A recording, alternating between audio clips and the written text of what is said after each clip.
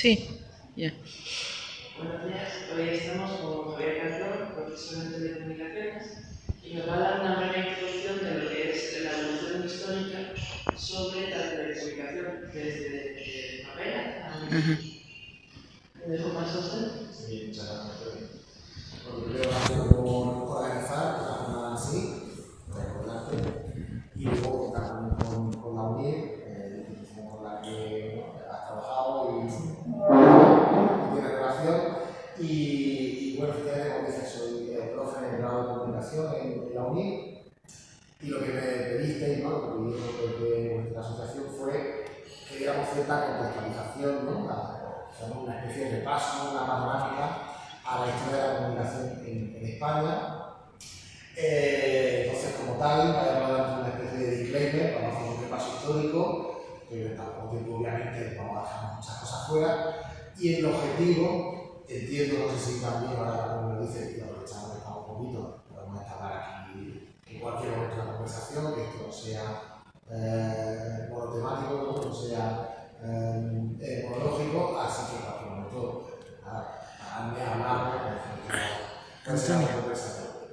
Que decía que el objetivo de que hagamos algo así, entiendo que también es entender cómo hemos llegado al presente para entender también qué futuro le espera a la comunicación en España y al periodismo también. Entonces, vamos a hacer ese repaso, ¿no? Hablamos, creo que estaba en el título, ¿no? Cuando comunicaste hablamos de la moderna, de la contemporánea, porque fundamentalmente cuando hablamos de comunicación y sobre todo cuando hablamos de periodismo, estamos hablando obviamente de todo lo que tiene que ver con la formación de la propia opinión pública, es decir, de cómo hay un momento en la historia en la que, sobre todo en las grandes ciudades, empieza a haber una demanda, una necesidad de información cada vez mayor, de una información además periódica, regular y de varios tipos, sobre todo política, pero también económica.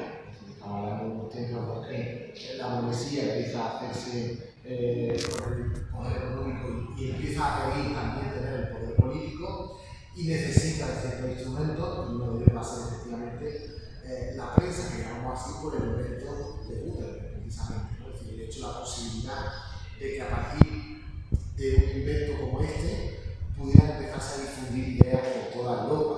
Un invento que estaba hablando del siglo XV, pero que efectivamente hasta el siglo XVII prácticamente no empezará a utilizarse como herramienta al servicio de la idea, herramienta política. Como digo, esto no es casualidad que ocurra en las grandes ciudades, es decir, que esa demanda de información donde se provoca, donde se produzca sea en las grandes ciudades, y esto coincide, no es casualidad, que empiecen a circular una serie de ideas que lo que hacen es enfatizar precisamente esa necesidad de libertad en cuanto a tener menos restricciones económicas, a que empiecen a circular esa idea y, como digo, esto desembocará en lo que son las revoluciones liberales del siglo XVIII, que al final, como digo, lo que quiere la revolución final pretende es poder tener ese poder político a la par con el poder económico, como así ocurre finalmente. Estaba hablando, por contextualizar, aquí no vamos a hablar de la comunicación en Asia, sino que estamos centrándonos en Europa en el siglo XVII y más concretamente en España. Los primeros, llamémoslo así, experimentos, porque no podemos hablar todavía de prensa periódica como tal, lo que se hace al principio, es decir, cuando empiezan a utilizarse estas imprentas, estas prensas, para realizar este tipo de publicaciones periódicas, pero lo interesante de todo esto es que esas primeras publicaciones periódicas que se hacen utilizan una serie de mismos elementos que van a permanecer prácticamente inamovibles hasta el siglo XIX. Por ejemplo, que todavía necesiten una autorización para poder imprimir, o el hecho de que se impriman 4 páginas de tamaño de un cuarto de folio, porque lo que se hace al final es copiar lo que ya se estaba haciendo en Francia o en Inglaterra, y aquí en España el primero va a ser esta Gaceta nueva de los sucesos políticos y militares de la mayor parte de Europa. Era muy típico poner esos títulos tan largos, que luego quedará como la Gaceta de Madrid, que como curiosidad que veremos después, será el medio oficial del gobierno. Es decir, no era un medio público hasta entonces, pero se convertirá un poco en el portavoz Y luego también muy interesante, se empezarán a publicar en este tipo de gacetas las disposiciones por parte del gobierno. Es decir, es como un precedente de lo que hoy conocemos como el BOE, es decir, esa necesidad de hacer publicidad, es decir, hacer público determinado tipo de anuncios del gobierno como digo, del poder al final, ¿no? A la par, es decir, conforme se empieza, ¿no?, a mostrar interés, se empieza a ver que hay interés público por publicar este tipo de información, que la gente ya no solo la burguesía, poco a poco van apareciendo más cabeceras, sobre todo en Madrid, en el siglo XVIII, y ya ahí se conjuga todo lo que es la información, tanto política como económica, y un poco los objetivos de la comunicación o del periodismo entonces seguían siendo los mismos que ahora: informar, formar y entretener como funciones básicas. Y lo interesante también en aquella época era que se vendían en las propias imprentas, es decir, no había unos lugares concretos para vender estas publicaciones, se vendían tanto en las propias imprentas como en las librerías de la ciudad, como en aquellos centros donde además se recogían avisos y noticias, es decir, la publicidad empezaba a verse que iba a ser uno de los sostenes de este tipo de publicaciones, no solo la venta al público, la publicación de anuncios.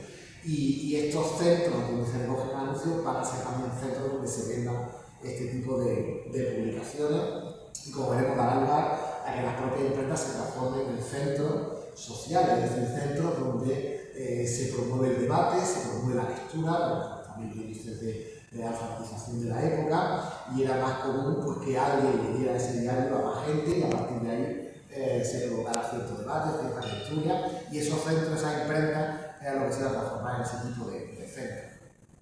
Otro elemento común de este momento histórico era que se necesitaba, no sé si lo veis aquí, con privilegio del rey. Hacía falta un permiso del rey para poder imprimir este tipo de publicaciones, y sobre todo, como digo, lo interesante también es que a partir de estos momentos va a ser la parte económica lo que va a ir adquiriendo también cada vez más relevancia. Es decir, el hecho de que había una burguesía con necesidades de información sobre qué estaba pasando en Europa para también tomar decisiones de tipo económico, para saber qué hago yo con mi mundo. Preguntan por aquí que si era tan fácil obtener un periódico o un diario como hoy en día, o costaba más o costaba menos. Fíjate que estamos hablando de Madrid, es decir, ahora mismo solo van apareciendo este tipo de publicaciones en grandes ciudades, como aparecerán en Barcelona, en Valencia, relativamente fácil si sabes dónde, por decirlo de alguna forma. Todavía no hemos llegado a lo que era el mercado de masa, que se va a producir después. No hemos llegado todavía a la explosión que vamos a ver después de publicaciones. Entonces, todavía no era relativamente fácil, si era fácil en el sentido de que sabes dónde está en la imprenta, los centros de producción de este tipo de publicaciones. Y luego, como digo, todavía estamos hablando que esto se mueve en círculos relativamente pequeños. Estamos hablando todavía de la poesía, gente ilustrada. Todavía no llegará el boom que va a pasar en el siglo XIX, que va a ser justamente lo que haga.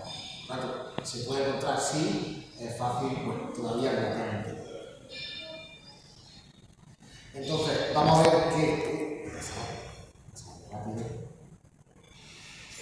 que efectivamente van a ser, es decir, con la aparición de esas revoluciones liberales, va a ser cuando verdaderamente empiecen a publicarse esas publicaciones periódicas mucho más enfocadas, y además eso lo vamos a ver en el título, a la información local. Es decir, van a ser esos diarios de Madrid, diarios de Barcelona, diarios de Valencia, diarios de Sevilla, es decir, esos diarios que van a tratar de identificar la propia ciudad donde se publican con el mercado que existe, es decir, con la publicidad, los anuncios que haya en esa ciudad.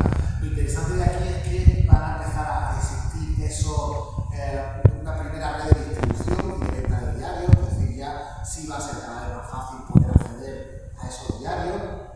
Y en esos diarios que se habla, fundamentalmente se habla de lo que pasaba en la corte, de lo que pasaba en las instituciones como la iglesia, se daban cuenta de determinados tipos de sucesos, incluso se hacía publicidad a métodos industriales. Recordemos que la audiencia de este tipo de publicaciones burguesía muchas veces empieza a ver lo que va a ocurrir con la revolución industrial y empieza a ver que hay determinado tipo de métodos que pueden ser aplicables a su industria o a su mercado. Una pregunta, en todos estos artículos, todas estas revistas, bueno, diarios, ¿sufrían censura previa o se censuraban después de publicarse? No había todavía un sistema como tal de censura previa, que va a ser lo que se va a instaurar después.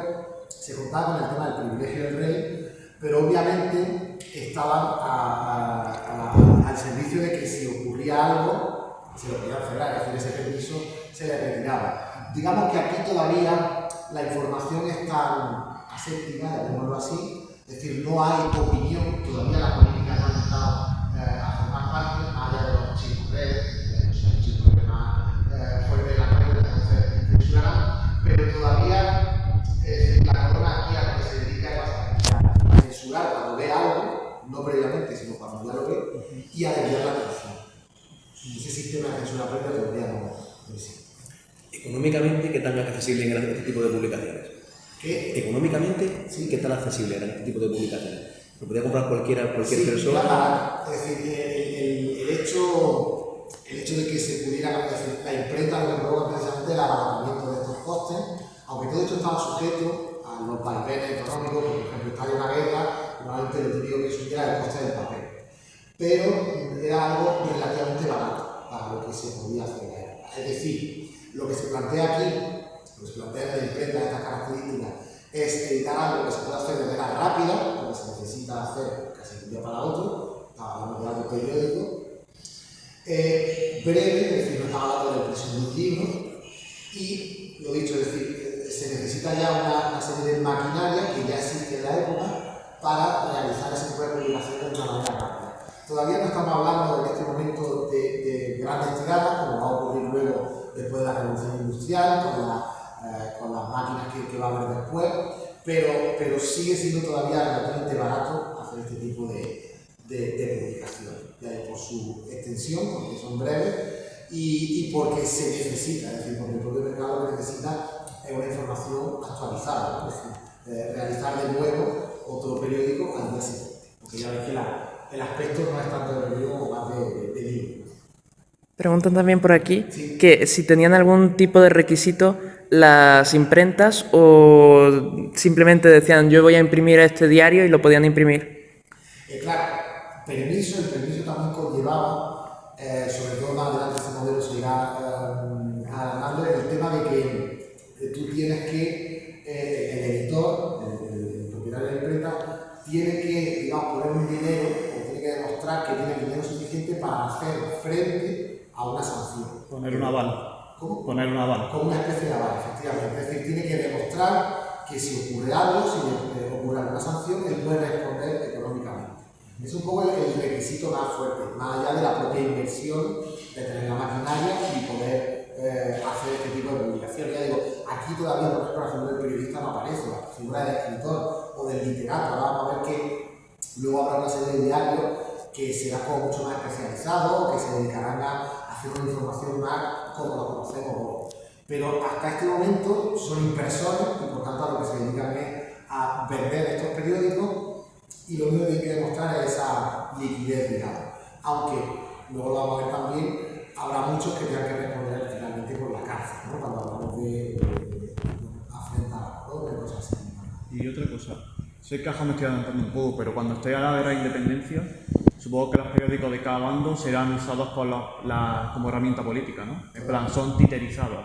Sí, no propaganda, al final, no sabemos en qué momento has dicho tú, en la guerra de independencia. En la independencia. En la independencia no habrá tanta industria, o sea, yo me voy más, por ejemplo, a la guerra civil. La guerra civil sí que... O en la guerra carlista, por ejemplo. ¿Vale? La guerra carlista, ¿ya se empieza a notar eso o todavía? En la guerra carlista sí, pero digamos, ahí es donde ya se empieza a notar que primero, va a ser a partir de los siglos, estamos adelantando, ahora si no, lo hacemos un poco más desarrollado, pero la idea, sobre todo a partir de la constitución de la PEPA, a partir de la constitución de Cádiz, va a ser cuando empiecen a publicarse el periódico y periódico político, el más puro sentido de la palabra. Y efectivamente, una vez que ocurren sucesos como la guerra carlista, ya habrá periódicos de diferentes signos políticos, y así que ahí así podemos empezar a hablar de cierta prensa como la conocemos. De polarización periodística. Directamente politización, no. ahí los periódicos son directamente herramientas políticas. De hecho, muchos de los periódicos, muchos de los diarios de esa época están fundados por los políticos. De hecho, hay un ejemplo muy curioso, no sé si estaba por ahí también, que era el primer periódico clandestino que se hizo, que se llamaba El Murciélago, que iba en contra, ¿no?, de la regencia de María Cristina, que además era de la regencia de María Cristina, y que hablaba, decía un historiador que probablemente fue Antonio Cano el que publicó. Quiero decir que ahí está indisolublemente unido. Política y prensa eran prácticamente lo mismo, era una herramienta de no partido, porque no era partido, pero sí de la ideología.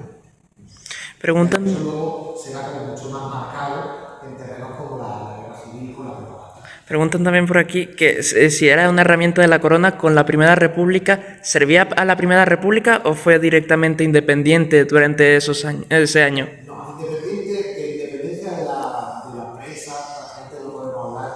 En la restauración algo, pero sobre todo ya en la transición a la democracia. Es decir, como ya digo, es que muchas veces entendemos, ¿no?, o interpretamos todo este tipo de fenómenos de reto con nuestras gafas actuales, ¿no? Y no tiene nada que ver, ¿no? Entonces, como hemos dicho antes, durante todo el siglo XIX la prensa, las publicaciones periódicas están al servicio de la idea, participan, ¿no?, del debate público, pero obviamente con ideologías muy marcadas, es decir, defendiendo una postura u otra. Y lo que sí va a ocurrir es que efectivamente habrá publicaciones que directamente aboguen por el republicanismo. Y si pudiéramos, digamos, pintar a grandes trazos la tónica, será que precisamente, como digo, es algo que lo vamos a ver justo ahora con la Constitución de 1812, es que cada vez que hay una ola de política liberal, es decir, cada vez que hay una ola de reformismo, la prensa va a conocer una gran expansión, ¿no? Y al revés, es decir, cuando hay momentos en los que vuelve el absolutismo, vuelve determinado tipo de posturas más reaccionarias, la prensa como que se estanca un poco.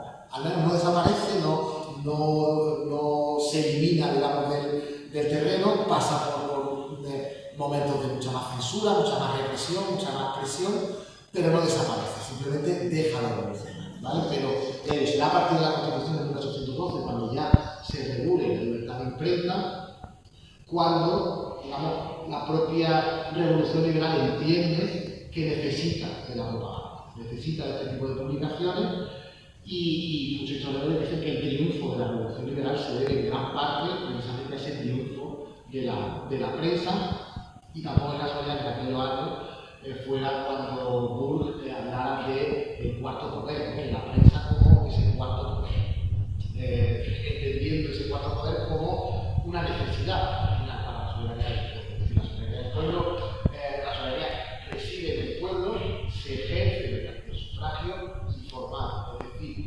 necesitamos que la gente esté informada, que la gente pueda formarse una opinión, para que exista esa opinión pública. Entonces, esa gran necesidad de propaganda va a hacer que en España desde 1808 explosione todo el tema, ¿no? Empiecen a publicarse multitud de cabeceras, y además se multipliquen también todos esos espacios abiertos para el debate. Las tertulias, quizás no tanto los cafés, eso será algo más adelante, pero todo ese tipo de reuniones, porque va a ser también como el primer paso a la rebelión. Y ahí el centro neurálgico va a ser Cádiz, que además va a ser un poco la cuna del periodismo español, por cuanto mientras en Madrid, en apenas 6 años, ¿no?, de 1808 al 14, se crean 36 publicaciones periódicas, en Cádiz llegan hasta las 60 publicaciones apenas, como digo, apenas 6 años. Entonces, todo esto va a venir, como digo, facilitado por la Constitución de Cádiz, por el derecho a poder imprimir, el derecho a la libertad de imprenta, el derecho de expresión también, y al final, bueno, una consecución de un derecho, una conquista al final, es decir, el hecho de que la opinión pública va a nacer con la conquista del derecho a opinar públicamente, y esto implica también la participación política, ¿no?, que es otro de los avances de la revolución liberal, y como digo, la prensa como cuna, como vehículo formador de esa opinión pública. En estas publicaciones que se escriben entonces se mezcla opinión, se mezcla información, está creciendo el número de imprentas, que como decíamos antes se convierte en esos centros de debate, de espacios de lectura, son esos primeros centros para la culturización, la politización urbana. Aparecen esas nuevas figuras, esos redactores comprometidos con la idea, y hay esa explosión de publicaciones motivó pues, que algunos hablaran de esa diarrea de la imprenta. No es quizá el mejor término, pero hablaba de esa multiplicación tan bestial de publicaciones, buscando precisamente hablar de eso, de ideas políticas. Son periódicos que abogan por extender estos derechos, por extender la revolución liberal, pero también van a aparecer otros periódicos defendiendo la idea contraria, como estábamos hablando. Periódicos que abogan por derogar la Constitución de 1812 y traer a la ley. Y no es casualidad que precisamente en una de estas publicaciones se publique el manifiesto de la prensa, pidiendo la vuelta de Fernando VII, es decir, que había atalaya, como la atalaya de la batalla atalaya, para todas las ideas, es decir, para una y para otra, y entendiendo, como digo, que la prensa lo que se prestaba precisamente era a divulgar ideas en este sentido, en forma de propaganda. Con el levantamiento de Riego volvemos al liberalismo y ocurre de nuevo lo mismo. Proliferan otra vez las cabeceras, proliferan la creación de nuevos periódicos, hasta 190 periódicos nuevos, y se habla entonces del periódico maní, es decir, en Barcelona ya tenemos 46 periódicos, en Valencia 26, y en total hay ya en este momento, estaba hablando de 1823, unos 680 periódicos en España. Se puede hacer una idea de la verdadera explosión, y habla también de la propia intensidad con la que empieza ya a tener el debate político, la variedad de opiniones políticas que hay, y lo que conocemos entonces como prensa de partido, es decir, el hecho de que ya las prensas toman partido por una idea o por otra, y como digo, al mezclar opinión e información, lo que estamos haciendo al final es construir esa propaganda. Vienen los 100.000 hijos de San Luis, viene otra vez ese adelgazamiento, es decir, lo que hemos dicho, ¿no? De la tendencia, conforme vienen los movimientos reaccionarios, se para todo el movimiento que tiene que ver con la prensa, y cuando hay algún nuevo avance de revolución, de nuevo la prensa tiene ese desarrollo. Pues llegamos a la revolución burguesa, es decir, llegamos a cuando la prensa, hemos dicho que nace con la burguesía, que está prolifera cuando tiene el poder y retrocede cuando fracasa, y va a ser a partir de 1834 cuando la prensa, digamos, ya adopte esa carta de naturaleza, o por lo menos se consolide como una institución del propio sistema político, como algo que forma parte ya intrínseca y forma parte como una herramienta del nuevo sistema político. Es decir, como herramienta también para la economía de mercado, pero al poder lo que le interesaba era controlar la información que se ejerciera ahí. Tenía también una necesidad de centralizar, de unificar, ¿no? Todo lo que era el aparato estatal, y también por necesidad de la guerra carlista, es decir, la Argentina se tiene que apoyar en los liberales, necesita esa vertebración y necesita de esos diarios liberales que ya habían aparecido. Y como decíamos antes, la Gaceta de Madrid se convierte en una especie de medio oficial y se crean a partir de ahí los boletines oficiales del Estado y los boletines provinciales también se crean entonces, con esa herramienta de hacer política, es decir, de publicar la política que se va a hacer y de escribirla en negro sobre blanco para que quede constancia de los edictos, las disposiciones que se están haciendo desde el poder. Preguntan aquí Sí. si el boletín del Estado entonces sería un tipo de periódico diario. Claro, que entendemos por periódico diario. Periódico, hablamos de periodicidad. Efectivamente es un periódico por cuanto se edita periódicamente y se publica un tipo de información. En este caso, información oficial, ¿no? Oficial del Estado. No es un periódico, ya digo, si nos ponemos las gafas, ¿no? Del siglo XXI, no es un periódico como tal, es decir, no es información, en principio, por ejemplo, no tiene sucesos, no es ese tipo de información, sino que es lo que conocemos hoy día también como el BOE, las disposiciones legales, todo lo que se utiliza como herramienta del Estado para hacer política, al fin y al cabo, ¿no? La prensa, lo que conocemos como los periódicos, va a ser otras cosas, por ejemplo, como el Racket, que era un periódico incluso gratuito, simplemente pagado a partir de la publicidad.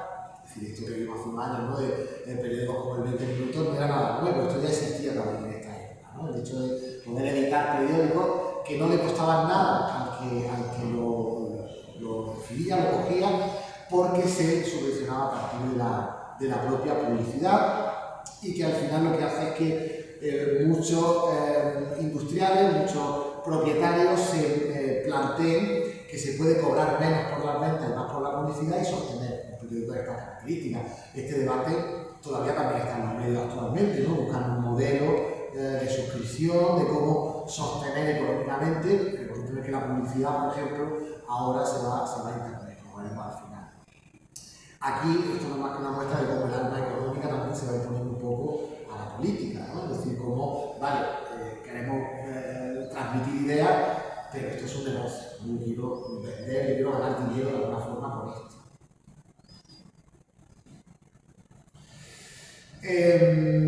Bueno, aquí son muy representativos, como al final, de nuevo, tampoco hablamos de líneas editoriales, es decir, eso también es un concepto relativamente nuevo, ¿no? De la prensa nueva, pero que sí que hablamos de diarios oficiales, ¿no? Diarios no marcados ideológicos, sino que nacen a partir de una línea, de una ideología concreta, como por ejemplo La Abeja, que es el diario oficial de los moderados, inaugurado, creado por Martínez de la Rosa directamente.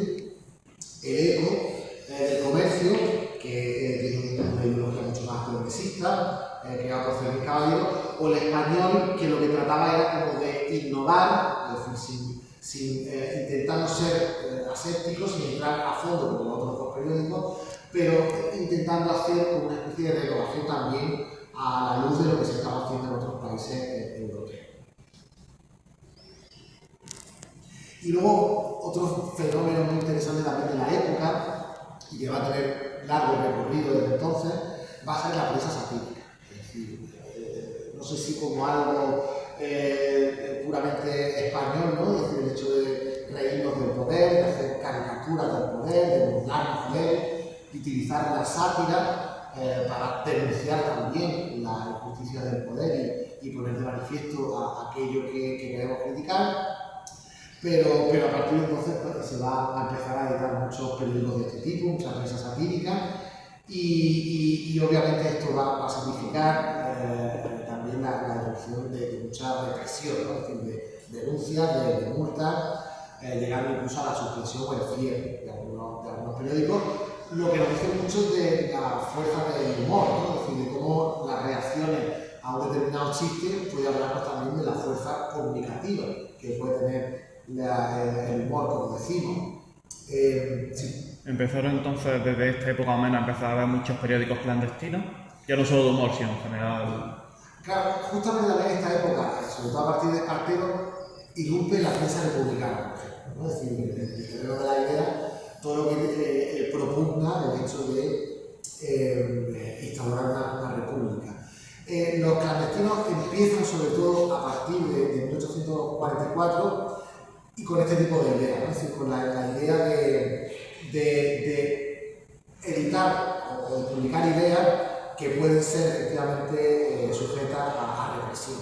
Y una de las respuestas efectivamente son los periódicos clandestinos. No hubo mucho porque era muy complicado, el caso más conocido es el del murciélago, pero sí que existían, es decir, sí que empezaron a editarse de manera clandestina, de una casualidad, efectivamente.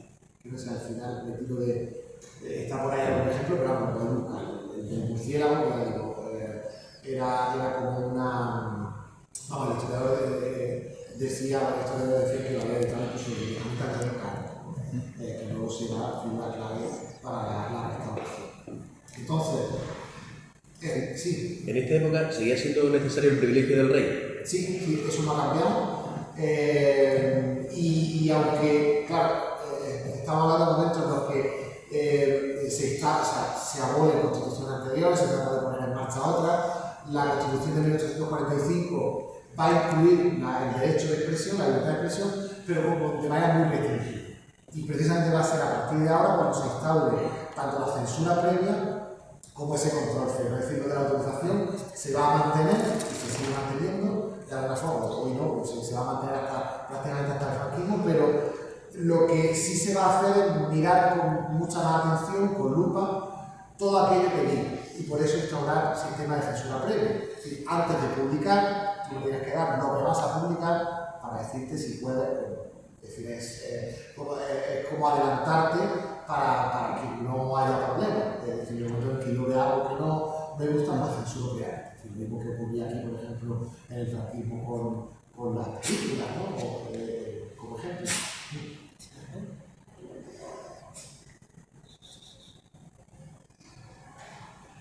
Entonces, en todo este periodo de la restauración, el periodo de inestabilidad política, con muchos cambios, terrorismo moderado, progresista, hay restricciones, como decimos, hay censura a la libertad de expresión, se promulga una ley de prensa en 1845 que establece esa censura previa, que limita sobre todo la publicación de contenidos que sean críticos hacia el gobierno, eso es lo que se buscaba.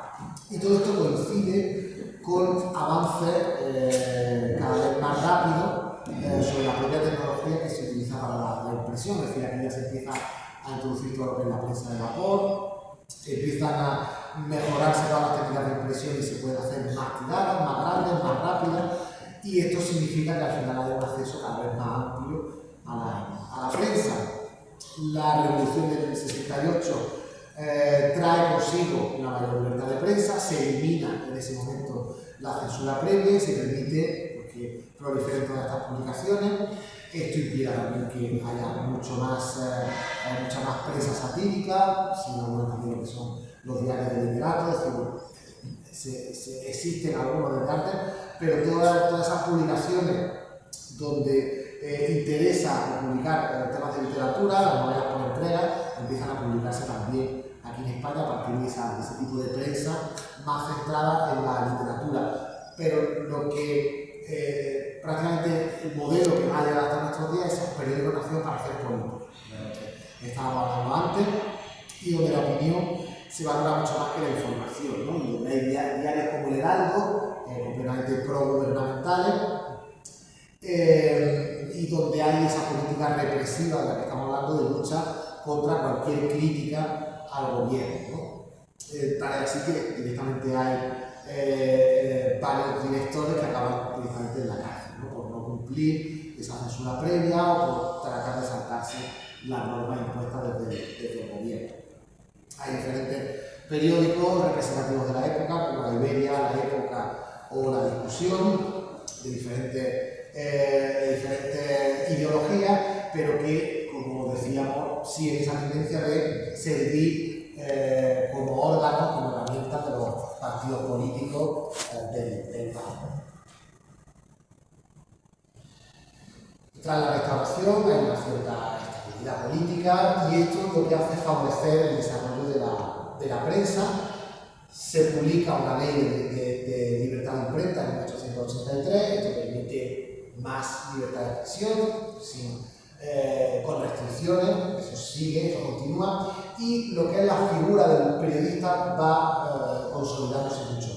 Es decir, aquí ya surge esa figura del periodista profesional, empiezan a crearse también las primeras asociaciones de prensa para los periodistas, se introduce también lo que es lo que se llama la rotativa, ¿no? Es decir, todos esos avances que de nuevo permite seguir aumentando esas tiradas y esa calidad, sobre todo de las tiradas. Veremos que va a aparecer la fotografía y esto se va a incorporar también más adelante a la prensa. Y aquí ya en este periodo sí que vamos a empezar a hablar de lo que va a ser la prensa de masa. Se va a abaratar también el precio de los periódicos y esto va a facilitar el acceso a la información y va a coincidir poco a poco, ¿no? Un creciente proceso de alfabetización, y además en este periodo va a aparecer también lo que es la prensa de sucesos, que aquí en España va a tener mucho auge, y lo que es la prensa sensacional. En este periodo podemos destacar varios periódicos, como el Imparcial, que introdujo una forma de periodismo muy moderna en España, con una línea editorial liberal y hasta cierto punto objetiva. El ABC, que ha llegado hasta nuestros días, que se fundó en 1903 y que fue pionero precisamente en el uso de fotografía y del propio tamaño tabloide, o La Vanguardia, que también ha llegado hasta nuestros días y que se convirtió todo referente, sobre todo en Cataluña, en la prensa catalana. Preguntan que si la fotografía cambió la prensa o simplemente fue un añadido. Cambió la forma, si os dais cuenta, las portadas que hemos visto hasta ahora eran todo texto, o no, la prensa satírica hemos visto que también se utilizaba un dibujo. ¿Por qué? Bueno, porque la imagen tiene un gran poder de atracción y, digamos, empezaron a ver que publicando portadas con fotografías, pues se vendían más. Se vendía más periódico y se vendía más prensa. Por tanto, fue un avance y fue una forma de descubrir que la prensa podía tener más fuerza, podía tener más tirada, podía vender muchos más periódicos, se empezaba a utilizar la imagen, además como algo consustancial. En el momento en el que tú hablas de acontecimientos que están ocurriendo en Europa o en España, en el momento en el que lo ilustra con una foto, eso tiene más fuerza, ¿no? ¿Vale? Porque en aquel momento la fotografía es símbolo de veracidad, ¿no? Es decir, la fotografía representa la realidad tal cual es, podríamos decir en ese momento, y entonces se utiliza como una herramienta de información y los periódicos obviamente lo utilizan para la audiencia. O sea que transformó la prensa. Estaba hablando de la fotografía, no es el único elemento, no es el único medio de comunicación que va también a revolucionar mucho la comunicación, no solo en España, en cualquier país. Es decir, la radio, el cine aparece a finales del siglo XIX y revolucionó la forma de informar y de entretener, complementar lo que ya conocíamos entonces, que era la prensa escrita, pero también ampliando el alcance, ¿no? Es decir, pues alguien que no sabe leer o escribir sí que puede utilizar la radio, sí que puede ir al cine, ¿no? Y puede informarse a través de esos medios de comunicación. La radio, por ejemplo, empezó a desarrollarse, comenzó a desarrollarse a principios del siglo XX. La primera emisión radiofónica en España se produce en los años 20, en el año 23, desde Madrid.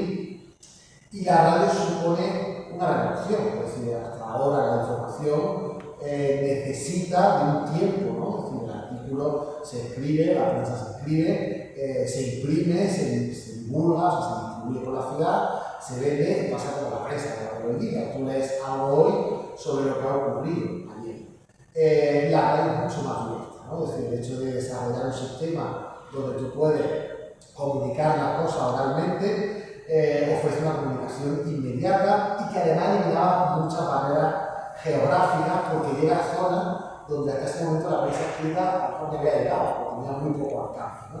Recordemos que hemos hablado de las ciudades, de los grandes centros donde existe la prensa, la radio, sobre todo una corta que puede llegar muchísimo más lejos, en el momento en el que poco a poco han aparecido aparatos, receptores y la gente va pudiendo acceder a ellos, en principio por las televisiones también, luego, ¿no? Es decir, públicamente en espacios públicos habilitados para ello y luego cada uno en su propia casa. Por ejemplo, Radio Barcelona, que fue la primera en emitir en 1924 y que fue la primera emisora en obtener licencia oficial, es decir, se repite el modelo de la prensa. Para poder emitir, para poder tener una comunicación, se necesita una licencia oficial. Y luego le fueron siguiendo por Radio Madrid y emisoras en otras ciudades y fueron pioneras en difundir noticias, música, programas culturales, aunque su auge no será hasta los años 50, ¿no? Cuando la radio se pueda convertir en algo muy accesible, muy popular entre la población y que permitió democratizar mucho más la información o fomentar la unidad cultural, como veremos después. Y el cine fue también obviamente muy importante, es decir, luego veremos cómo todo esto a partir del franquismo se convertirá en una arma ideológica, en un ambiente de utilización y de socialización de la población española, pero el cine, cuando aparece aquí en España, en Madrid y Barcelona, introduce una forma de entretenimiento visual, entretenimiento narrativo, para todos los públicos, para cualquier persona. Y lo interesante es que el cine en un primer momento se dedica a documentar, es decir, lo que hace es grabar escenas cotidianas e informar de lo que está pasando, de determinado tipo de acontecimientos. Pero luego ya empezará a hacer ficción y a contar historias y a surgir películas como La Arena de la Paloma con mucha popularidad. Se crea toda una industria en Madrid y Barcelona, y el cine busca también no solo entretener, sino también reflejar la realidad social, las costumbres de la época, y servir un poco también, en un momento dado, para difundir ideas, ¿no? Para promover patrimonio cultural. Tanto la radio como el cine tuvieron un gran impacto en la sociedad española, fomentaron, como hemos dicho, esa valorización mediática y cambiaron las formas de ocio y contribuyeron a una progresiva modernización del país. Pregunta, ¿en la emisión en el cine del BOE o del Nodo Sí, es una sustitución a la prensa? es un complemento. Ahora llegaremos al franquismo. El franquismo lo que hace es que el régimen franquista entiende que lo que tiene que hacer es controlar esos medios, y lo que hace es tomar ese control. Es decir, el Nodo, por ejemplo, era de emisión obligada. La conexión con Radio Nacional, parte, lo que decían los abuelos, era también una conexión obligada. Entonces, lo que hace es controlar esos medios de comunicación y utilizarlos como herramientas de propagación de la ideología franquista, y por tanto, se hace con ese aparato, no para sustituir, sino para tener otro canal más por donde difundir esa idea, es decir, llegar a cuanta más gente mejor y por todos los medios posibles. En la radio se aplican las mismas medidas de censura, ¿sí? Que en el periódico. Bueno, en el periódico hay esa censura previa, en la radio también hay una censura previa sobre los propios guiones, sobre lo que se va a emitir. Si bien va a ser como mucho más fácil, porque lo que se hace es que directamente la radio que existe es solo la radio pública. La radio privada se tiene que adaptar mucho a la radio pública, conectándose a dos partes y todo ese tipo de cuestiones, pero tiene que, no puede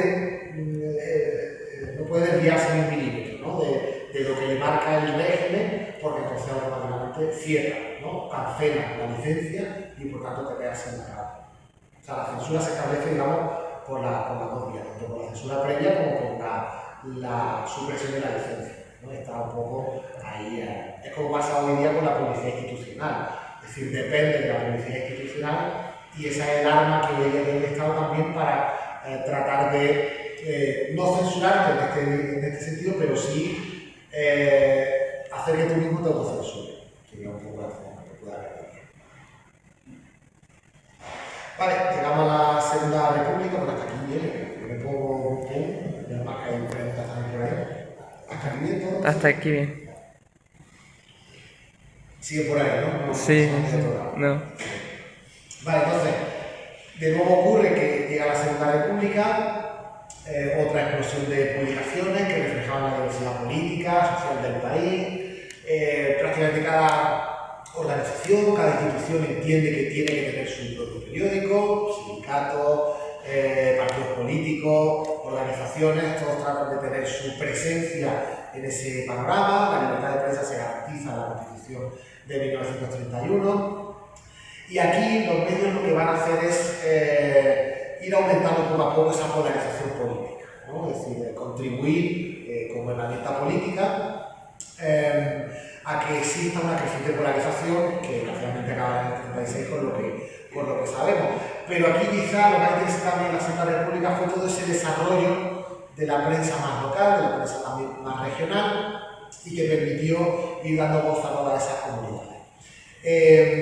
Aparecieron también nuevas publicaciones satíricas, humorísticas, que utilizaban el humor como un medio de crítica social y política. Y también, por ejemplo, fue muy interesante que apareciera entonces la prensa femenina o la prensa feminista. Podemos destacar en este momento, pues, como El Sol, como El Mundo Obrero, como El Debate, que, como decimos, pues, van enfocados a difundir ideas políticas. Y en la radio, pues, por ejemplo, se expandieron también todo lo que fueron las emisiones, aumentó el número de emisoras de radio. Ahora cuando se empieza a poner de moda es que los periódicos, en el que a una persona que sepa leer más o menos, empiece a leer a la gente en grupo o algo así. Y como que la prensa empieza a llegar a lo que es la masa incluso inculta. Sí, el consumo de masa, la sociedad de masa propiamente es ya en esta época, sobre todo a partir de la radio, pero efectivamente, como dijimos antes, en los centros, en la imprenta, empieza a haber círculos sociales. Es decir, si en el siglo XIX era mucho más las tertulias, los cafés, pero seguían siendo un poco más elitistas, burguesía, etc. En el siglo XX esto ya se agota, ¿no? Es decir, en el siglo XX la gente está cada vez más alfabetizada, sabe leer, y además, incluso aquellos que no saben leer pueden, en espacios públicos, antes era la imprenta, luego va a ser incluso los propios centros de venta de los periódicos, no son kioscos, pero algo similar, las librerías, por ejemplo, se van a transformar en centros también de debate. Y efectivamente centros de debate donde tú, por ejemplo, no tenías por qué pagar el periódico, podías pedir el préstamo, es decir, eran como pequeñas hemerotecas, y se transformaron en clubes también para el debate. Es verdad también, no sé si esto en España o es más cosa de otros países, pero como que la prensa, sobre todo anarquista y socialista, como que daban los periódicos gratis para que empezara a difundirse bastante más fácil. Sí, hemos hablado antes de los periódicos gratuitos y ese modelo que se basa en la publicidad. En este caso hablamos de periódicos, de prensa, que lo que hacía era autosubvencionarse, en el sentido de que, como pertenecía a organizaciones concretas, esas organizaciones sufragaban los gastos y directamente la distribuían. ¿Por qué? Porque aquí no había un interés económico de ganar dinero, sino simplemente el sostenimiento en un momento dado, si se cobraba de la propia institución, o si no, la propia difusión de ideas. Nada. Por ejemplo, efectivamente, entidades ideológicas buscaban hacer propaganda. Por ejemplo, a políticos, sobre todo más bien de rama de izquierda, puede ser que literalmente fundaran o apoyaran periódicos, los subvencionaran con su sueldo propio, por ejemplo. Sí, ya digo, esto lo hemos visto en la restauración, ya se hacía antes incluso, pero en momentos en los que, como hemos dicho antes, cada entidad o cada ideología necesitaba su propio aparato de propaganda, obviamente se sufragaba de los partidos políticos o las propias figuras, no sé si era algo bastante común. Es decir, aquí estamos hablando de que hay una unión indisoluble entre política y prensa. Es decir, la prensa es una herramienta política y como tal se constituye, y eso es lo que hemos venido arrastrando también hasta ahora. Es decir, hoy día poca gente entiende lo que es una línea editorial de la prensa, ¿no? Es decir, la gente cree o entiende que el periodismo tiene que estar muy sesgado por sí, cuando no es así. Es decir, tú tienes que buscar una objetividad dentro de la línea editorial del periódico, y es algo que venimos arrastrando desde entonces. Es decir, esa unión de política y prensa, seguimos pensando que todavía hoy es así. En principio no es. ¿Sí? Entonces, con respecto a la radio en la Segunda República, como un medio político, es decir, un medio que se establece para el debate público, todos los líderes utilizaban la radio para difundir su mensaje, se transmiten incluso debates parlamentarios o mítines, es decir, se notaba también que esa participación ciudadana pudiera llegar un poco más allá, y empiezan también a innovarse en cuanto a los géneros, algo que, como digo, lo queremos explotar sobre todo en los años 50, que será la era de oro de la radio, pero empieza a haber radioteatro, programas educativos, es decir, empieza a fragmentarse mucho más la oferta, porque empiezan a estar mucho más en los hogares y ya se ofrece ya no solo noticias, sino también entretenimiento, música, y toda esa oferta radiofónica se va diversificando mucho más. Y luego la radio también jugó un papel importantísimo en eventos, ¿no? Es decir, en acontecimientos históricos. Luego lo vamos a ver, pero con la guerra civil, cada bando emitía sus propias noticias, porque además, como la radio se puede difundir a larga distancia, es una forma también de hacer propaganda en el bando enemigo, ¿no? Es decir, en el terreno en el que tú en principio no tienes presencia como tal. Y luego el cine, que se va consolidando, sobre todo también a partir del cine sonoro, empiezan a producirse durante la República documentales o producciones de cine social y político, y como una herramienta no solo de propaganda, sino también una herramienta educativa. Y se utiliza el cine también para difundir esos mensajes ideológicos, o incluso como se utilizaba también las misiones pedagógicas, ¿no? para difundir difundir la cultura en sitios donde normalmente era complicado que llegara. Llega la guerra civil y con ella, obviamente, va a llegar la censura en ambos bandos, es decir, que cada bando va a intentar controlar la información donde tiene presencia y, por tanto, la telegrafía y la prensa se va a convertir en una herramienta de propaganda. Para ambos bandos va a haber un control, una censura hacia la prensa, va a haber esa división, obviamente, ideológica y se controla estatal, y la libertad de expresión va a quedar en ese momento suprimida.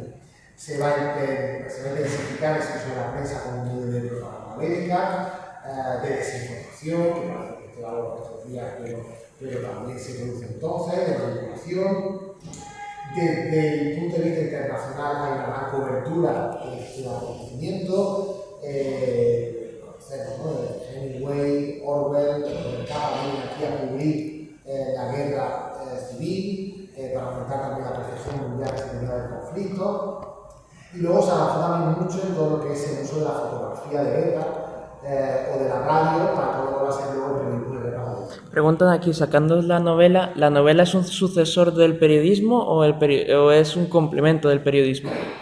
La novela, claro, esa pregunta no está mal porque la novela es cierto que como tal aparece en el siglo XIX, tiene mucho que ver también con la novela por entrega, que se publicaba en las publicaciones periódicas, los seriales empiezan ahí, hoy vemos series de televisión, pero es algo que empezó en la novela por entrega, en las novelas cortas, ¿no? Entonces, como género, efectivamente está muy relacionado con el periodismo, aunque luego se desgaja obviamente y se transforma en un género literario por su propia esencia, ¿no? Pero el entender la novela como algo serializado, ¿no? o hecho en capítulos poco a poco, sí que puede tener que ver con la comunicación periodística.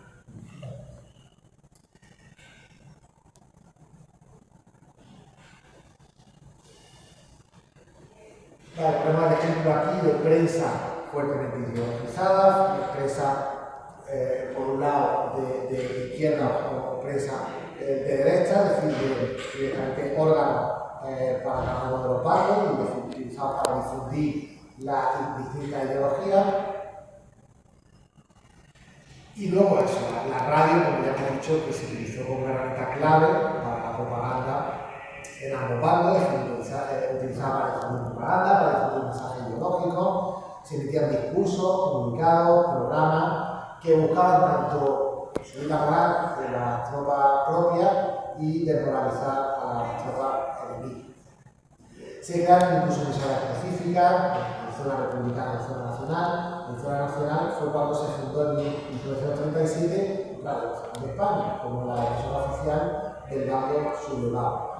La radio, la ventaja que tenía en aquel momento es que informaba en tiempo real sobre lo que estaba ocurriendo. En la guerra civil del conflicto se transmitían los partes de guerra o discursos de líderes tanto de un bando y otro, Franco como de la pasionaria. Y luego fue curioso porque también se hizo todo lo que era la guerra tecnológica, es decir, también se trató de emitir interferencias para que esas ondas no llegaran, para que las emisiones del oponente no llegaran, sabotaje radiofónico, y se trató también de que, por ejemplo, de controlar la información para que, por ejemplo, emisoras como la BBC o Radio Moscú, que daban noticias sobre el evento, tratar de no llegar aquí, ¿no? Es decir, de aislar a la población a través de esas técnicas de contrainformación. Y con el fin igual, pues el fin es utilizado como herramienta de propaganda para ambos bandos, para promover esas causas de cada uno de los bandos. Se crearon esos noticiarios, esos reportajes de guerra, y que luego el origen al nodo. Y se filmaban documentales, sobre todo por parte de la prensa internacional, pero como se describe usual del conflicto, porque esos noticiarios ya se estaban emitiendo en países como Estados Unidos o Inglaterra, y se montaban no solo las batallas, sino obviamente pues, todas las consecuencias para la población civil. Y llegamos al periodo franquista, donde hay un control muchísimo más férreo sobre la prensa, sobre la radio, sobre el cine, y cuando aparezca sobre la televisión, y básicamente lo que ya hemos dicho, ¿no? Lo que hemos avanzado antes, como estos medios se van a utilizar como herramientas de propaganda, y fueron evolucionando bajo la supervisión del régimen. Primero con la ley de prensa de 1938, estableciendo esa censura previa obligatoria que ya hemos visto en otros periodos, y que pedía, o sea, requería una autorización del gobierno para publicar cualquier contenido, y además se crea un registro oficial de periodistas. Es decir, lo que entonces hacía falta para publicar era tener un carnet de prensa para poder ejercer la profesión, de tal forma que era otro doble control. Si tú no eras alguien que seguía la línea oficial, te retiraban el carnet de prensa y ya no podías publicar. De hecho, muchos periódicos pues, fueron clausurados precisamente por no alinearse con esa ideología del régimen. Se llevó a cabo una depuración también ideológica en las redacciones, muchos profesionales fueron censurados, encarcelados o directamente exiliados, y obviamente esto contrasta con todo lo que hemos visto, ¿no? Antes también, es decir, como esa represión condujo a un empobrecimiento cultural y a una limitación de la propia diversidad de opiniones en la prensa, porque el objetivo era eliminar cualquier forma de disidencia y asegurarse de que la prensa funcionara como portavoz del régimen franquista, ¿no? Los periódicos que hay entonces, que aparecen entonces como Pueblo, como Arriba, como Ya, pues son periódicos que vienen directamente del sindicato radical o de la española, de instituciones obviamente de ideología franquista, y por tanto eran herramientas clave para esa propaganda y para ese control informativo. Parte de ese control informativo precisamente fue la creación de la agencia EFE, que se crea para centralizar, para controlar la distribución de noticias en toda España, y se convirtió en la principal agenda de noticias, lo cual era al final un monopolio, ¿no? Es decir, que impedía la aparición de otras voces más independientes. En la radio se funda la Radio Nacional de España, se consolida como una emisora oficial del Estado, se utiliza para esa difusión de propaganda, de noticias y de programas afines a la ideología franquista, y la radio se convierte en un medio esencial para llegar a la población en todo el territorio. Hay emisoras privadas, pero están bajo una supervisión muy estricta y tenían prohibido, por ejemplo, emitir informativos propios. Tenían que conectar directamente con los boletines oficiales de la Radio Nacional de España para asegurar ese control, ¿no? Y el contenido que podían hacer las emisoras privadas era fundamentalmente música o programas de entretenimiento, siempre que no se salieran de las directrices, de las propias directrices. El nodo, el noticiario y documentales, que son obligatorios antes de cada producción cinematográfica. Por tanto, se utiliza para difundir esa visión oficial sobre eventos nacionales, sobre eventos internacionales, y no solo eso, en el cine tenemos el conocido caso de cómo incluso Franco escribió una película bajo seudónimo, la película de Raza, también para promover valores del régimen. Es decir, cualquier película, incluso ficción, tenía que acondicionarse, tenía que seguir esos valores del régimen. Y más allá, la propia censura, ¿no? Se establecía un sistema de censura que afectaba a los guiones, que afectaba a los rodajes, a la propia selección de películas, y solo se permitían ese tipo de filmes, ¿no? que sacaban esos valores tradicionales, hasta el punto de que pues, muchas películas pues, se prohibieron o se modificaron para limitar la creatividad y la crítica social, ¿no? Existe el ejemplo muy conocido, ¿no? de cómo incluso se fue esa mano, ¿no? Como el Mogambo se trató de cambiar un adulterio, es decir, se cambiaban a los personajes para que fuera en lugar de un matrimonio, fueran hermano y hermana, y al final se conseguía que en vez de una adulterio que fuera un incesto, ¿no? Al final la censura conseguía quizá efectos un poco más humanísticos que otra cosa. Sí. A partir de los 60 es cuando empieza la censura como a relajarse un poco, como que permite una cierta crítica indirecta, se podría decir. En realidad no llegan a tanto, digamos que la censura continúa, sobre todo en el cine, en la radio, en todos lados, pero como hubo que hacer cierto esfuerzo por mostrar una imagen más moderna del país, es decir, el país de los años 60 ya rompe su autarquía, quiere empezar a integrarse, la casualidad también esos años en la sociedad de prensa, de Fraga, pero no significa una verdadera apertura, es decir, la censura sigue ahí. Lo único que va a cambiar es que los intentos por sortear esa censura se van a hacer más sutiles, ¿no? Es decir, y luego hay películas hollywoodianas que sortean esa censura, no saben ni cómo, ¿no?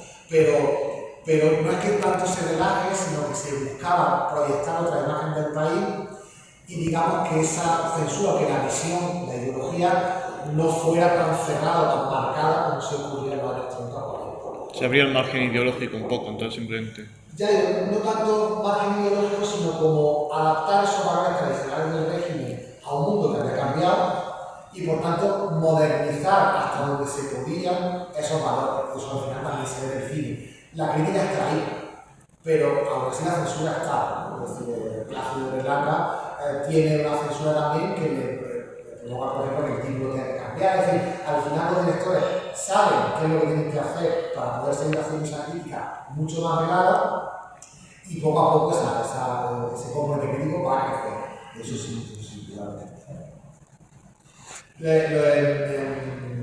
Tenemos aquí, por ejemplo, la primera emisión de la televisión en España, de televisión española. También tenemos un arma controlada por el Estado, con una herramienta muy poderosa para difundir propaganda, y el telediario, también bajo censura, los primeros informativos televisivos, pero no eran solo los únicos informativos, o sea, no eran los únicos tipos de programas, había otros como Estudio 1, el teatro, el Cananifi, es decir, programas musicales, si hubiese buscado algo que fuera entretenimiento ligero, que no se metiera mucho problemas, o bien cuestiones que, como digo, se ofrecía entretenimiento, pero siempre con un contenido muy supervisado. Llega la ley de prensa y se elimina esa censura previa, eso sí, pero se introdujo la responsabilidad ulterior. Esto fue un poco curioso porque efectivamente parecía como un relajamiento de la forma, ¿no? Como una apertura, pero había un artículo en esa ley, el artículo 2, que hablaba que no se podía contravenir o criticar fuertemente al régimen. Entonces, esto sí que permite una cierta apertura y que surjan nuevas publicaciones, por ejemplo satíricas, pero el gobierno no podía sancionar a esto.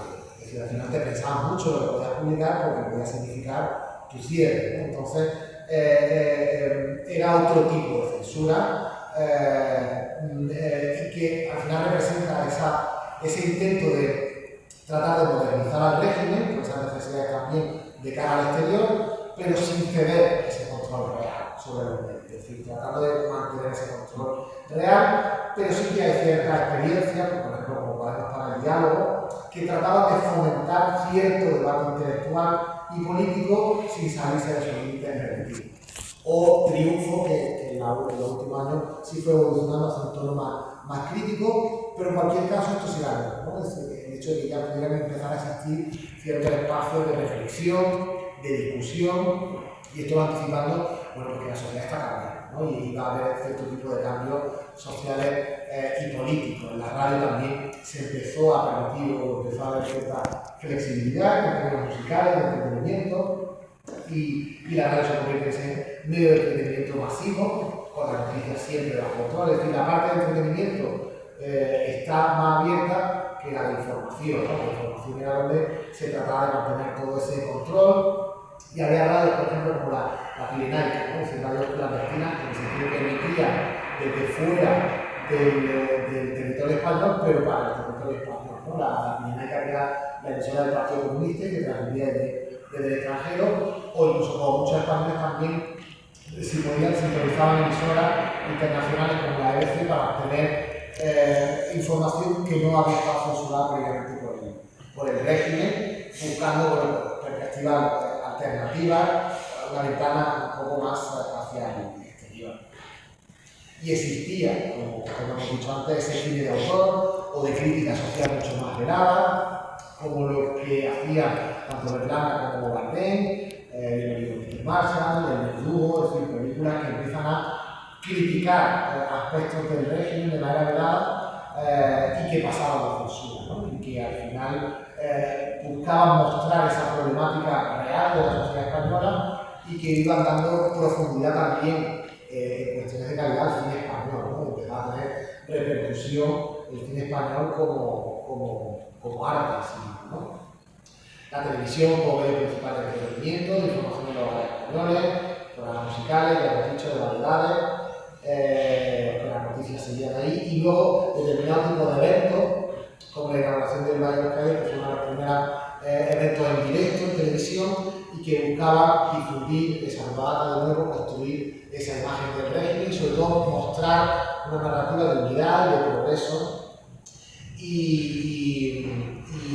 mostrar que no había otra idea sino las del régimen. Poco a poco esto va cambiando. En los años 70 ya hablamos de películas como El espíritu de la colmena, que se ve mucho más ese cambio social y político, con producciones internacionales, el cine empieza a cambiar a hacer películas, y todo esto habla de la apertura, ¿no? Y de las transformaciones que van a venir una vez que muere Franco, y que ese control absoluto de esa propaganda se rompe, ¿no? Con la muerte, cuando empieza una nueva era de libertad de expresión y de democratización de los medios a partir de la transición.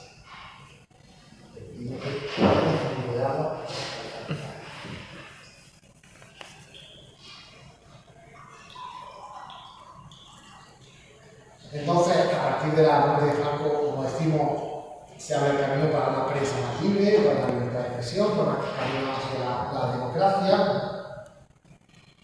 De tal forma que en el 78 se garantizó esa libertad de expresión y de información, desaparece la censura, se liberalizan los medios, se eliminan todas esas restricciones y controles sobre la prensa, se legalizan los partidos políticos, que también van a tener presencia, es decir, publicaciones de diferentes ideologías, y además empieza a entrar también capital extranjero a todas esas industrias, todas esas inversiones internacionales que van a permitir que todas esas empresas se empiecen a modernizar.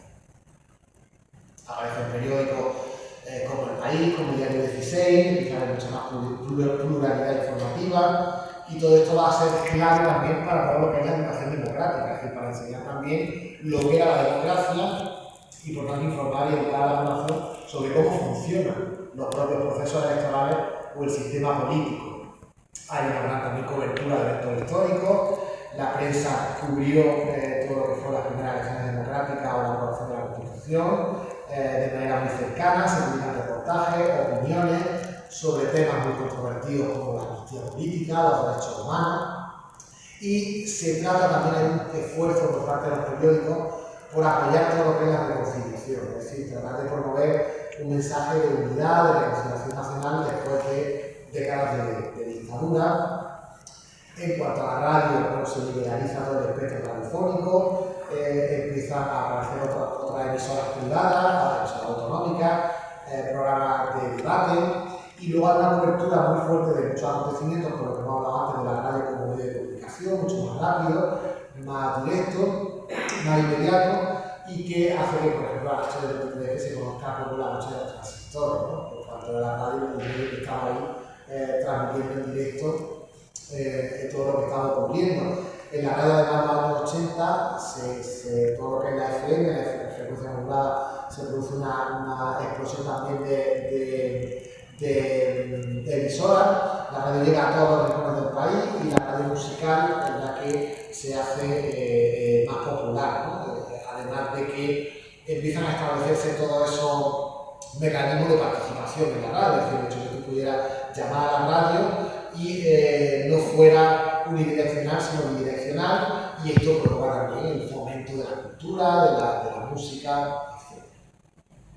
En televisión también se empieza a ver esa apertura, hay una pluralidad informativa, hay programas como La Clave que permiten debatir, analizar ciertos temas, espacio para discutir temas políticos, sociales, y los telediarios también ya no tienen esa censura, ya no tienen ese control y pueden ofrecer una visión mucho más objetiva y menos controlada por el Estado.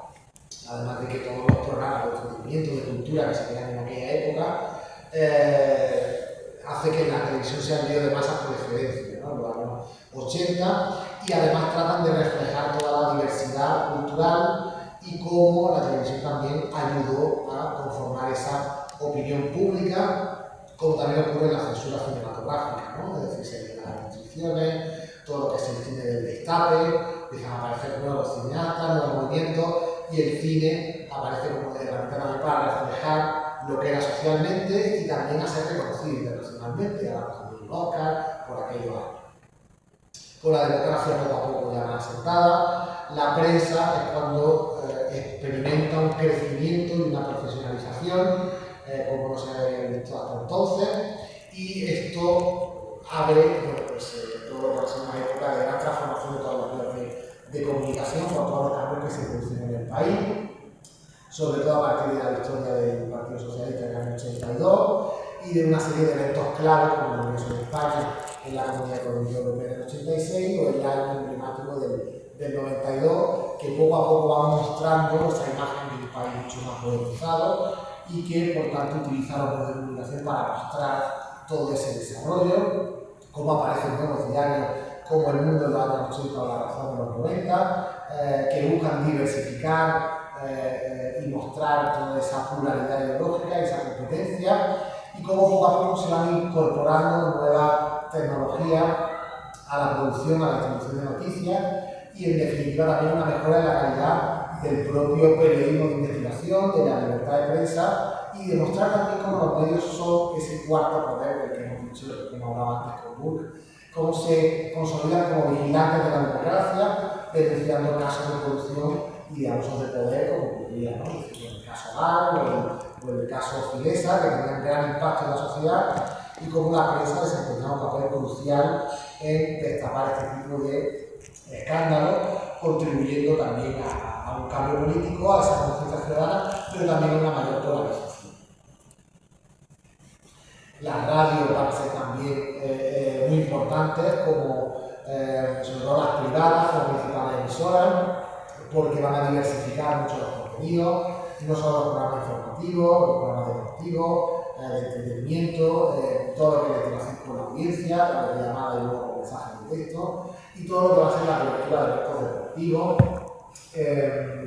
y toda la información, como tal, sobre todo a tiempo real.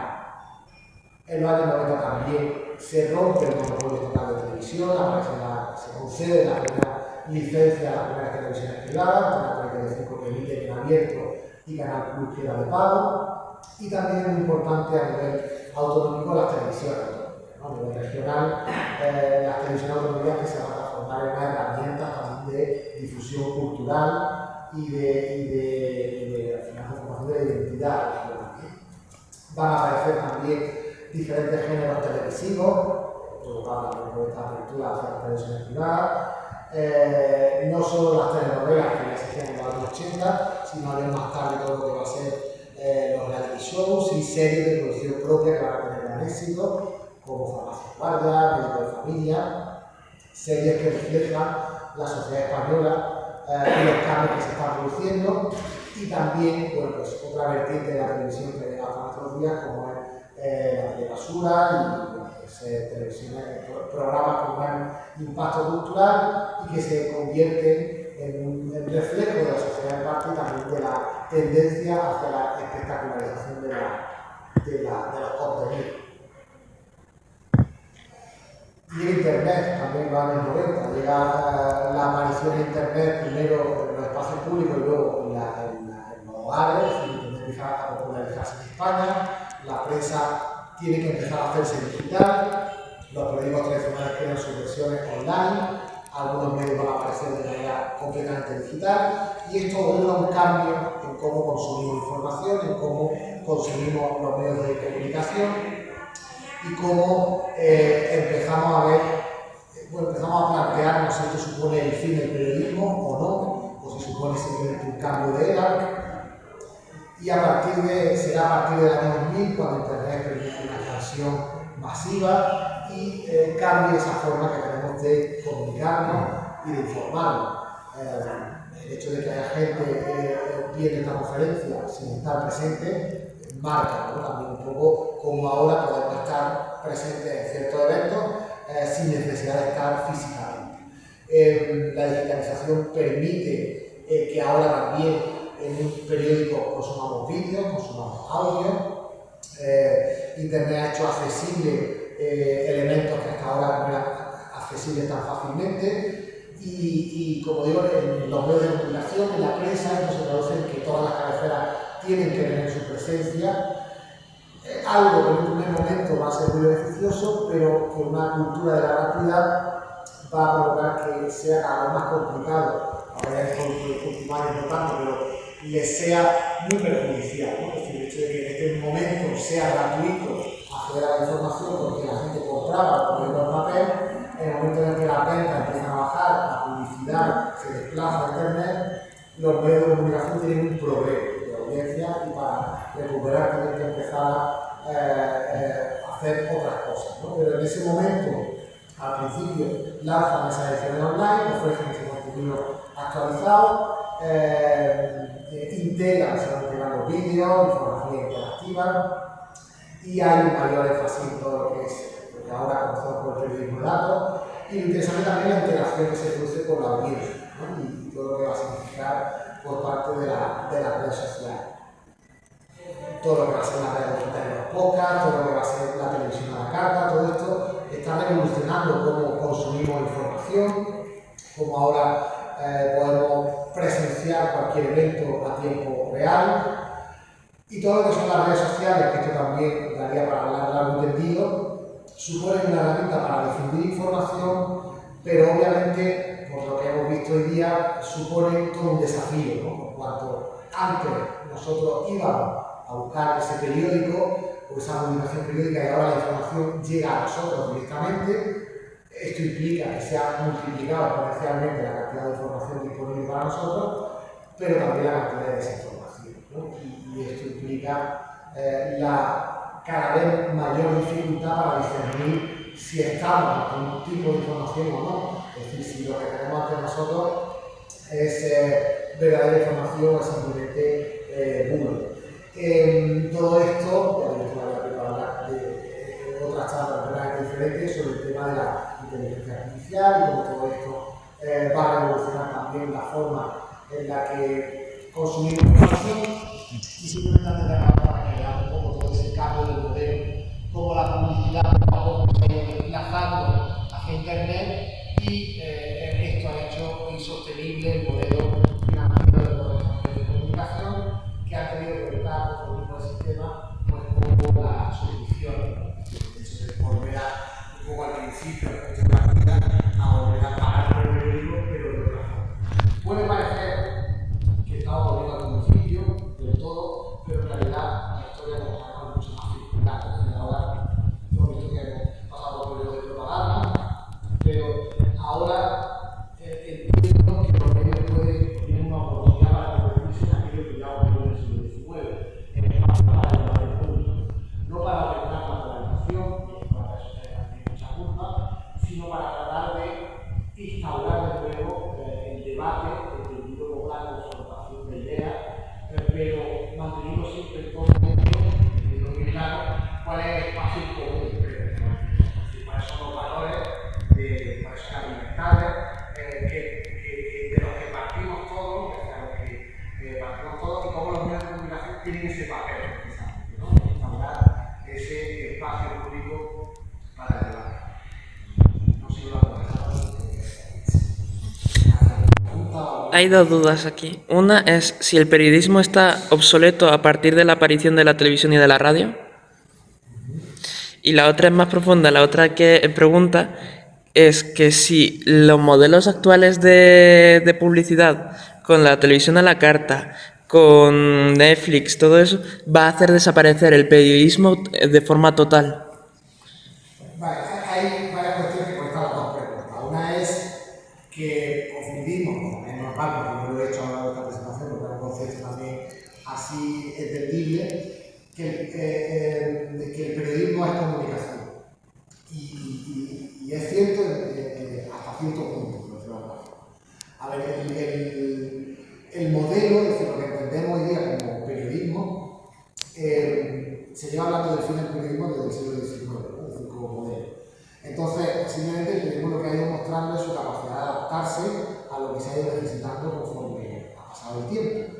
Entonces, por un lado, no es que vaya a desaparecer, sino que necesita, vamos a decirlo así, reencontrar su camino después de todo lo que ha significado el cambio digital y ahora parece que lo está encontrando. Al final, hoy día, el periodismo se va a convertir o tiene que llegar a ser otra vez lo que era en el siglo XIX, no tanto herramienta política, sino fuente de información fiable, es decir, que cuando tú consumas un medio de comunicación sepas que esa información es confiable porque está curada, ¿no? Es decir, esto que se llama ahora de tanto de curación de contenido, porque los periodistas lo que hacen es curar esa información, ver, discernir cuál es la importante y por tanto darte a ti un producto para que tú puedas estar informado realmente de lo que está ocurriendo en el mundo, en tu ciudad, donde sea. Entonces el periodismo tiene que recuperar ese papel tanto de cuarto poder como de fuente de información fiable. Y luego la otra pregunta que iba con respecto al tema de la financiación, ¿no? Es decir, es verdad que lo que ahora tenemos los medios de comunicación es la posibilidad de establecer una publicidad, un tipo de publicidad muy personalizada. Es decir, el momento en que tú conoces a tu lector y que cada lector, se están haciendo por ejemplo pruebas para que cada uno de nosotros tengamos una portada propia, diferente, en función de nuestros intereses, significa que los anuncios que cada uno de nosotros vemos son completamente diferentes también. Y esto hace que la publicidad pueda ser más efectiva. No van a dejar de utilizar, es decir, ya hemos visto que en sus orígenes la prensa era información, pero era también publicidad, es decir, por parte de ese modelo de negocio. Entonces, lo único que ha cambiado ahora es cómo esa publicidad toma forma en los diarios.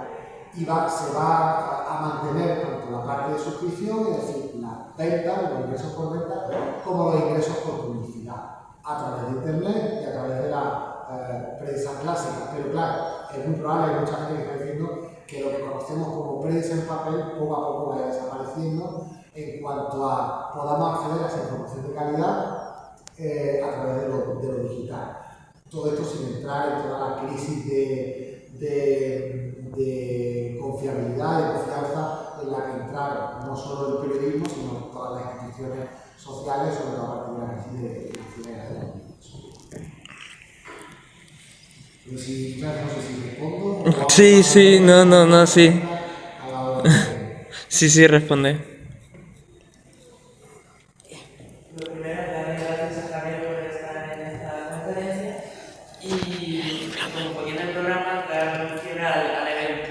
Lo primero es que la asociación se encarga como dijimos en la presentación, se encarga de organizar los archivos y preservarlos, y que es una tarea importante tanto privada como pública.